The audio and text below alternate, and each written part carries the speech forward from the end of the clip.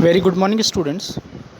आज का जो हमारा टॉपिक है वो financial management BCom second year का चैप्टर 1 है। Meaning, scope, importance and limitation of financial management.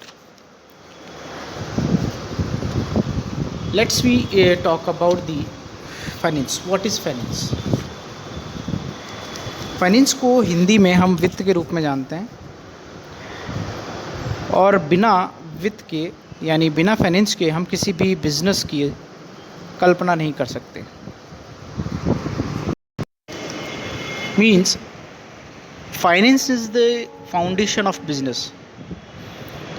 No business can be started without finance, nor its development it's possible. यानी हम किसी भी व्यवसाय की कल्पना नहीं कर सकते हैं बिना वित्त के, यानी बिना फाइनेंस के हम किसी जो बिज़नेस है उसको स्टार्ट भी नहीं कर सकते हैं और उसको रन भी नहीं कर सकते हैं। बिकॉज फाइनेंस इज़ मतलब ये देखिए, it is treated as lifeblood of the business. किसी भी व्यवसाय में वित्त रक्त संचार का कार्य करता है। लेकिन हम इस परिचय को शुरू करने से पहले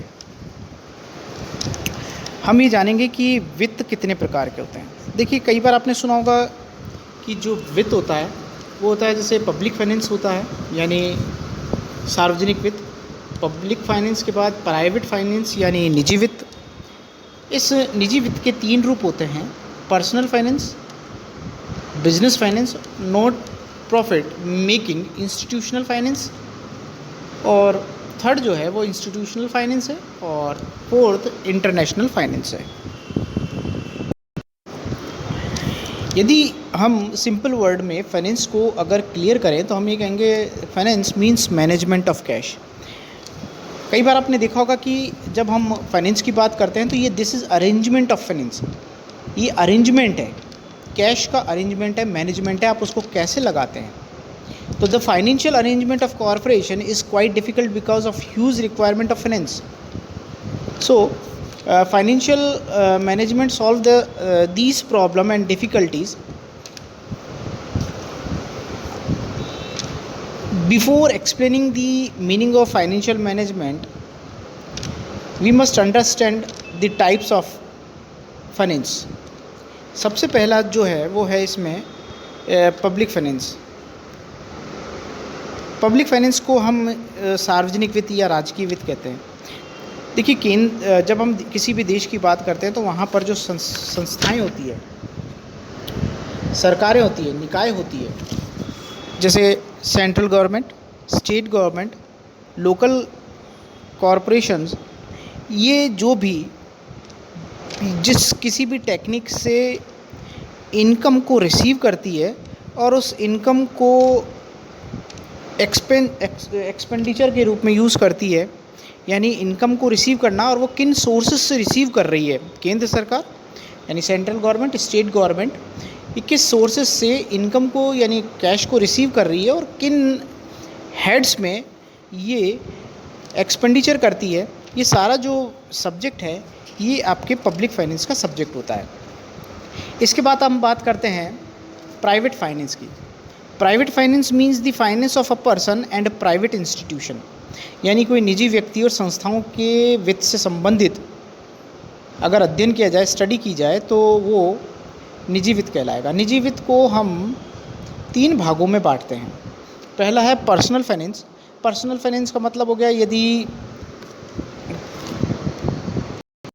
पर्सनल फाइनेंस मीन्स हो गया management of money required by individuals for their day to day life. यानी ये कोई व्यक्ति है, अपनी दिन प्रतिदिन की आर्थिक गतिविधियों को संचालित करने के लिए जो भी प्रबंध करता है वो पर्सनल फाइनेंस होता है। दूसरा है business finance. In business finance we study the arrangement of finance in business firm for the purpose of earning profit. ऐसी कोई भी ऑर्गेनाइजेशंस हैं जो प्रॉफिट अर्निंग का कार्य करती हैं, और वो प्रॉफिट अर्निंग के कार्य में जो भी फाइनेंस से रिलेटेड एक्टिविटीज़ करती हैं वो सभी बिजनेस फाइनेंस का रूप होता है। थर्ड इसमें है non profit making institutions. Under it we study the theories and practices of finance applicable to educational and religious institutions. Such institutions generally incorporate with the non-profit making motives. कई ऐसी companies भी होती हैं या कोई ऐसी संस्थाएं भी होती हैं जो नॉन प्रॉफिट ऑर्गेनाइजेशंस का वर्क करती हैं। जैसे आप एजुकेशन ले लें, मेडिकल ले लें, तो ये कई ऐसी भी संस्थाएं होती हैं इनमें कि जो पब्लिक सर्विस का कार्य करती है। तो इसके अंदर अगर कोई फंड या फाइनेंस से रिलेटेड कोई भी एक्टिविटीज़ की जाती है तो सारी नॉन प्रॉफिट मेकिंग इंस्टीट्यूशंस होते हैं। इसके बाद अगर हम थर्ड वाली बात करते हैं वो है इंस्टीट्यूशनल फाइनेंस। देखिए, this is new area of finance are developed keeping view of specific requirement of finance and solving the problem, that is development of institutional finance. देखिए, किसी भी देश में अभी अगर आप देखें तो इंस्टीट्यूशनल फाइनेंस कंपनीज़ बहुत ज़्यादा वर्क करती हैं, जैसे सच एज बैंक है, इंश्योरेंस कंपनीज़ है, फाइनेंशियल कॉरपोरेशन है, यूनिट ट्रस्ट ऑफ यूटीआई वगैरह हैं। ये सभी इंस्टीट्यूशनल फाइनेंस से रिलेटेड वर्क करते हैं और इन ये जो फाइनेंस से रिलेटेड मैनेजमेंट जितना भी करते हैं वो इंस्टीट्यूशनल फाइनेंस का सब्जेक्ट है। इसके बाद आप बात करें इंटरनेशनल फाइनेंस की। इंटरनेशनल फाइनेंस में अगर आप देखें तो फॉरेन करेंसीज़ का बहुत ज़्यादा डिमांड होती है, वो भी इसलिए क्योंकि हम एक देश दूसरे देश के साथ जो ट्रेड करता है उसमें फ़ॉरेन एक्सचेंज मार्केट की भूमिका होती है। तो फ़ॉरेन एक्सचेंज की जो भूमिका होती है उसमें बाय और सेलिंग जो गुड्स और सर्विसेज होती है उसके लिए हमें फ़ॉरेन एक्सचेंज चाहिए, और वो फ़ॉरेन एक्सचेंज यहाँ इंटरनेशनल फाइनेंस में फाइनेंस का काम करता है। इसके बाद हम अब बात करते हैं कि बिज़नेस फाइनेंस क्या है। देखिए, मैं आपको पहले स्टार्टिंग में ये क्लियर कर चुका हूँ कि जो बिज़नेस फाइनेंस होता है उसका मतलब होता है management of cash. In easy word अगर आप बात करें तो सपोज़ आप कहीं गाड़ी ख़रीदने गए हैं और जैसे ही गाड़ी ख़रीदने जाते हैं तो आपके पास कुछ पैसा होता है, आप उसे डाउन पेमेंट करते हैं और डाउन पेमेंट करने के बाद आपको वो पैसा चाहिए, दूसरा पैसा जो अभी आपके पास इस वक्त नहीं है। आप फिर क्या करते हैं कि दूसरे इंस्टीट्यूशंस या फिर बैंक इनकी मदद लेते हैं, वो आपके बिहाफ पे उस कंपनी को फाइनेंस प्रोवाइड करता है। क्लियर है? अब आप देखिए कि जब भी आपसे कुछ पूछा जाता है तो आप हमेशा ये बोलते हैं कि मैंने गाड़ी को फाइनेंस कराया है। तो ये जो फाइनेंस कराया है, इस फाइनेंस वर्ड का मतलब ये होता है मैनेजमेंट ऑफ कैश। आपने आपके रोकड़ का कहीं ना कहीं से प्रबंध किया है, और ये जो रोकड़ का प्रबंध करने के सिनेरियो में जितनी भी स्टडीज़ होंगी वो सारी स्टडीज़ फाइनेंस से रिलेटेड है, और यही फाइनेंशियल मैनेजमेंट। आप पैसे बिजनेस स्टार्ट करें या जैसे देखिए कई बार क्या होता है कि बहुत छोटी छोटी दुकानें होती हैं, छोटी दुकानों को बेचा जाता है, ख़रीदा जाता है ना। पहले तो ये फाइनेंस था, लेकिन धीरे धीरे जैसे जैसे कंपनीज़ का आकार बढ़ता चला गया है तो प्रॉफिट ऑर्गेनाइजेशंस होने की वजह से अधिक मात्रा में हमें वित्त की प्राप्ति, वित्त से संबंधित कार्य करने पड़ते हैं, यानी फाइनेंस रिलेटेड एक्टिविटीज़ करनी पड़ती हैं। तो ये सभी फाइनेंस का विषय होता है। यदि कुल मिलाकर देखा जाए तो वित्त व्यावसायिक क्रियाओं या व्यावसायिक आवश्यकताओं के लिए विभिन्न साधनों की प्राप्ति करना है, विभिन्न साधनों हेतु वित्त प्राप्त करना है, और उन वित्त का व्यावसायिक उद्देश्य की पूर्ति हेतु उपयोग करना है, और उपयोग करने हेतु आपको प्रबंध की आवश्यकता होती है। तो यदि हम ओवरऑल अगर देखें तो फाइनेंस का मतलब arrangement of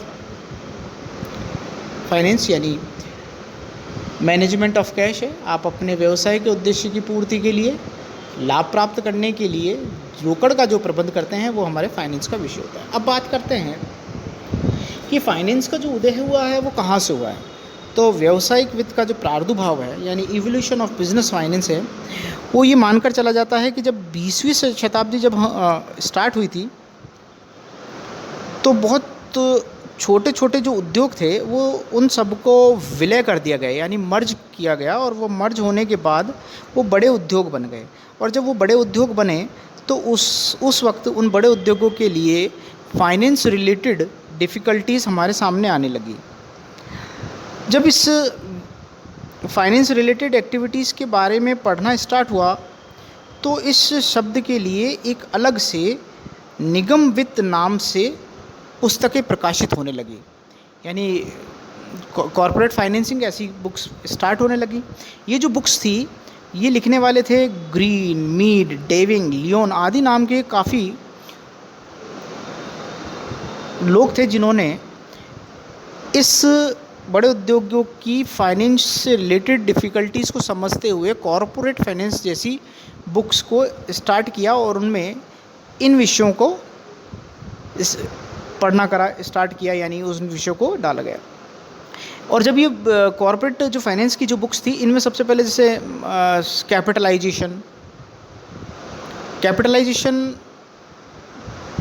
selection of capital structure, है ना, और डिस्ट्रीब्यूशन ऑफ सिक्योरिटीज़, ऐसे कुछ चैप्टर्स को इंक्लूड करके व्यवसाय की गतिविधियों के बारे में समझाया गया था। फिर इसके बाद तीसा की महामंदी आई। तीसा की महामंदी यानी 1930s। आप ये ध्यान रखिए कि महामंदी के समय ही J.M. कीन्स की जो पुस्तक थी general theory of employment, interest and money, वो प्रकाशित हुई थी।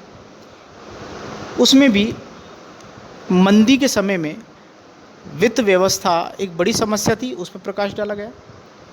फिर तीसा की मंदी के बाद 1950 में यदि उसके बाद अगर आप देखें तो द्वितीय जो विश्व युद्ध हुआ था, वर्ल्ड वॉर, उसमें भी फाइनेंस से रिलेटेड बहुत डिफ़िकल्टीज़ कंपनीज़ और दूसरे सेक्टर्स को फेस करनी पड़ी थी, इसलिए फाइनेंस जो विषय है वो कुछ बढ़ता चला गया।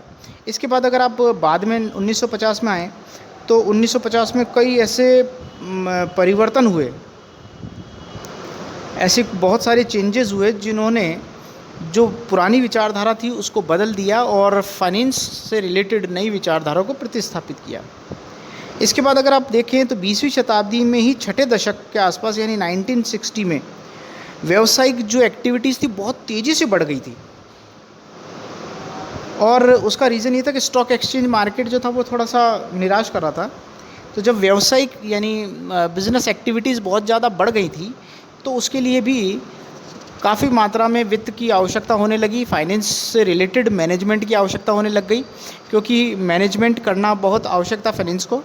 इसके बाद अगर आप देखें तो उसके बाद लोगों ने प्रॉफिट अर्न करने के लिए 1980s में प्रॉफिट अर्न करने के लिए बिज़नेस को स्टार्ट किया, और बिज़नेस स्टार्ट करने के बाद उन्होंने मनी मार्केट को समझा, और मनी मार्केट समझने के बाद अपनी फाइनेंस से रिलेटेड एक्टिविटीज़ की और उनका मैनेजमेंट किया। तो इस प्रकार अगर आप देखें तो जो फाइनेंसिंग एक्टिविटीज़ है वो 1920 मतलब 19 से आप 19 सेंचुरी के स्टार्ट से मान लीजिए, जब से छोटे छोटे उद्योग एक साथ मिलकर बड़े उद्योग बने, वहाँ से लेकर आज प्रॉफिट ऑर्गेनाइजेशंस जो प्रॉफिट अर्न करने के लिए जो एक्टिविटीज़ की जा रही हैं, वो सारी एक्टिविटीज़ में फाइनेंस का बहुत मेन रोल है। तो इसलिए ये जो वित्त प्रबंध है यानी फाइनेंशियल मैनेजमेंट है, ये सब्जेक्ट आगे बढ़ता चला गया।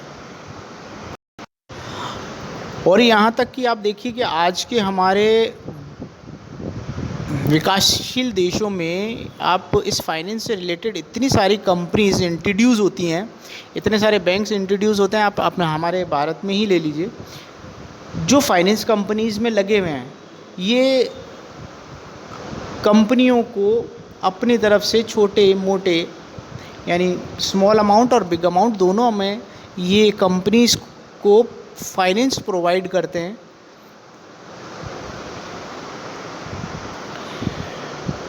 तो इस प्रकार अगर आप देखें तो आज हमने जो पढ़ा वो पढ़ा कि जो फाइनेंशियल मैनेजमेंट है वो है क्या। फाइनेंशियल मैनेजमेंट का बेसिकली जो मेन है वो है मैनेजमेंट ऑफ कैश, चाहे वो कंपनी हो, सरकार हो, व्यवसाय हो, इंडस्ट्री हो, कोई भी कैपिटलिस्ट हो, ये जो भी कैश से रिलेटेड मैनेजमेंट करते हैं वो हमारे पब्लिक फाइनेंस हमारे फाइनेंशियल मैनेजमेंट का हिस्सा है, चाहे सरकार, इंडिविजुअल, गवर्नमेंट, चाहे इंडस्ट्रीज़। फिर उसके बाद हमने पढ़ा कि ये कितने प्रकार के होते हैं। तो उसमें हमने पढ़ा था कि पब्लिक फाइनेंस होता है, प्राइवेट फाइनेंस होता है, ठीक है। उसके बाद इंस्टीट्यूशनल फाइनेंस है हमारा, और इंटरनेशनल फाइनेंस है। तो जो भी फाइनेंस से रिलेटेड जो भी एक्टिविटीज़ होती है वो हमारे इस फाइनेंशियल मैनेजमेंट बुक का पोर्शन रहेगा। फिर हमने बात की कि इवोल्यूशन ऑफ बिजनेस फाइनेंस, कि कैसे जो फाइनेंशियल मैनेजमेंट सब्जेक्ट है वो एक ब्रॉड वे में हमारे सामने आता चला गया।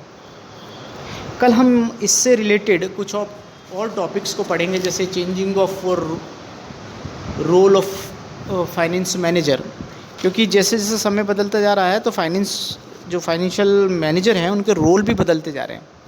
अब वो डिसीजन मेकिंग का भी पार्ट बनते जा रहे हैं। कल हम इन्हीं विषयों पर कुछ चर्चा करेंगे।